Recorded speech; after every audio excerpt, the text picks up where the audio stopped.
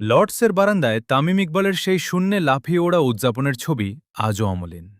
সেই কীর্তির হাত ধরেই ২০১১ সালে প্রথম বাংলাদেশি হিসেবে Wisden cricketer of the year হওয়ার গৌরব অর্জন করেছিলেন তামিম। বাংলাদেশের ক্রিকেটে ব্যক্তিগত স্বীকৃতির সেই যে শুরু, তার মুকুটে এবার যুক্ত হল সম্পূর্ণ নতুন এক পালক।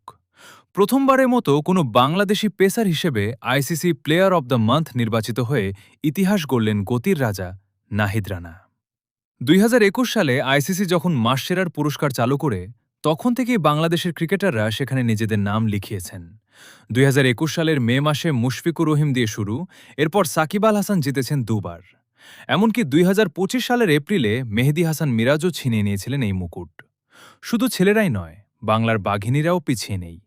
২০২৩ সালে নাহিদা আক্তার এবং ২০২৬-এর জানুয়ারিতে সুবহানা মুস্তারি জিতে নিয়েছেন আইসিসি মাসসেরার খেতাব। কিন্তু সেই তালিকায় অভাব ছিল একজন পেস বোলারের, যেই অভাব আজ পূরণ করলেন নাহিদ রানা। গেল মার্চ থেকে এপ্রিল মাঠে রীতিমতো তাণ্ডব চালিয়েছেন নাহিদ। পাকিস্তান সিরিজ ৩ ওয়ানডেতে ৮ উইকেট, গড় ১৮.১২।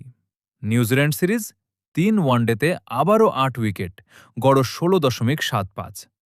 কিউইদের ২-১ ব্যবধানে সিরিজ হারিয়ে প্রথমবারের মতো প্লেয়ার অব দ্য সিরিজ হওয়ার স্বাদও পান তিনি। এই ধারাবাহিক পারফরম্যান্সেরই চূড়ান্ত স্বীকৃতি দিল আইসিসি। এপ্রিল মাসের সেরা হওয়ার লড়াইয়ে রানার প্রতিদ্বন্দ্বী ছিলেন ওমানের যতীন্দার সিং এবং আরব আমিরাতের অজয় কুমার। যদিও সহযোগী দেশগুলোর হয়ে তারা দারুণ খেলেছিলেন, কিন্তু পূর্ণ সদস্য দেশের বিপক্ষে নাহিদ রানার বিধ্বংসী বোলিংয়ের কাছে ম্লান হয়ে গেছে সব অর্জন। ফলে বিচারকদের বিচারে এপ্রিলের সেরা মুকুটটি উঠেছে রানার মাথাতেই।